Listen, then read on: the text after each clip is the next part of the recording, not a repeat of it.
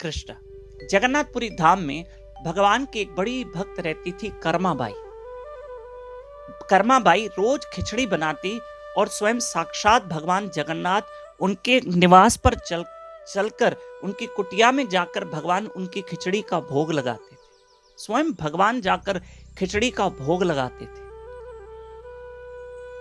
कर्माबाई जो भगवान जगन्नाथ जी को अपना पुत्र मानती, उनका वात्सल्य भाव था। बड़े भाव और चाह से खिचड़ी बनाती और खिचड़ी का भोग जगन्नाथ जी लगाते, खाते भगवान साक्षात प्रकट होकर जगन्नाथ जी उनके हाथ की खिचड़ी खा जाते। लेकिन कर्माबाई बचपन से ही खिचड़ी का भोग लगाती, पर कोई व्रत नियम नहीं, कोई मंत्र नहीं, कोई श्लोक नहीं पढ़ते, बस भाव से भगवान जगन्नाथ जी को याद कर करके खिचड़ी बनाती। अरे श्री जगन्नाथ जी को याद करके ही तो खिचड़ी अर्थात घर में भोग बनाना है, और वो भगवान जगन्नाथ स्वीकार करते हैं।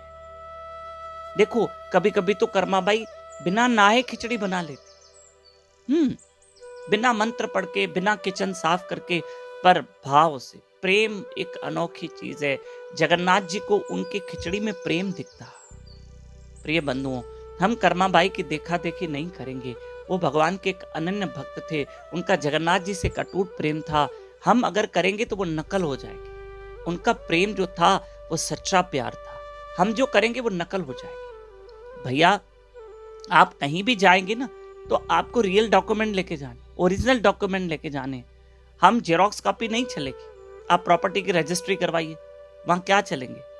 वो जो है वो आपको वहां पर ओरिजिनल डॉक्यूमेंट देने हैं, वहां ओरिजिनल डॉक्यूमेंट चलेंगे, वहां जेरोक्स कॉपी नहीं चलेगी। आप विदेश जाइए, आप पासपोर्ट ओरिजिनल चलेगा, वहां पर वो आपकी जेरोक्स कॉपी नहीं चलेगी। जेरोक्स कॉपी का मतलब है देखा देखी।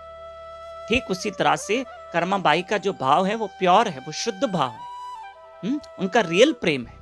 लेकिन हम अगर सोचें कि हम भी बिना नहाए खिचड़ी बनाएं, या हम भी बिना मंत्र श्लोक पढ़े खिचड़ी बनाएं, जगन्नाथ जी आके खा के जाएंगे, तो मतलब हम उनकी देखा देखी कर रहे हैं। भैया, यहाँ भगवान के यहाँ जेरोक्स कॉपी नहीं चलती है, ट्रू कॉपी चलती है, ओरिजिनल कॉपी चलती है। ओरिजिनल कॉपी चलेगी, अर्थात रियल लव चलता है। सचमुच जो प्रेम है वो चलता है भगवान जगन्नाथ जी के आगे देखा देखी नहीं। हम कर्माबाई माता शबरी की देखा देखी नहीं कर सकते हैं। उनका अनोखा प्रेम है। एक दिन एक पंडित जी आए कर्माबाई के घर। बोला, आप ऐसे कैसे बनाते हो?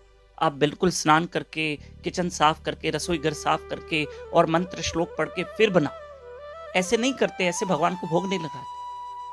तो दूसरे दिन कर्माबाई क्या करे? अब दूसरे दिन कर्माबाई ने खिचड़ी कैसे बनाई? बिल्कुल किचन साफ करके, चूल्हा साफ करके, स्नान करके।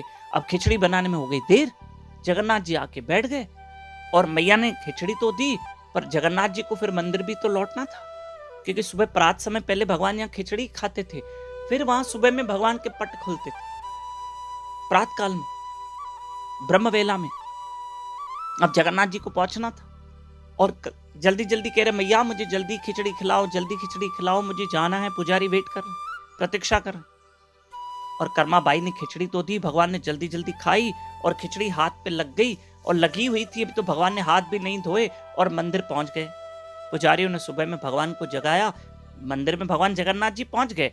पुजारियों ने पट खोला, आरती कर रहे हैं, भगवान को जगाया। पर आरती करते समय एक पुजारी का ध्यान गया कि भगवान के हाथों पे कुछ लगा हुआ है। नजदीक से देखा तो खिचड़ी लगी हुई।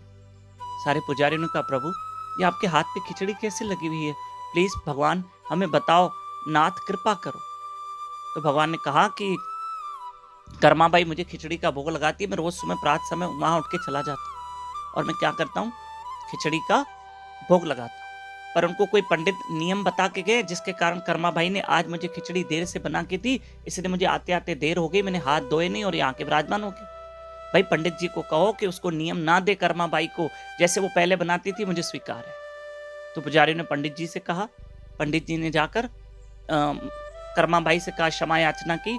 पंडित जी ने कहा, ना बाबा, पहले जैसे आप बनाते थे, भगवान भाव के भूखे वैसे ही बनाओ, मेरे कहने पे मत चलो। क्योंकि भगवान और आपका एक घनिष्ठ प्रेम है, कर्माबाई और जगन्नाथ जी का। और फिर रोज भगवान जगन्नाथ जी जाते, कर्माबाई के हाथ से खिचड़ी खाते, और जैसे रोज कर्माबाई बनाती वैसे जगन्नाथ जी खाते।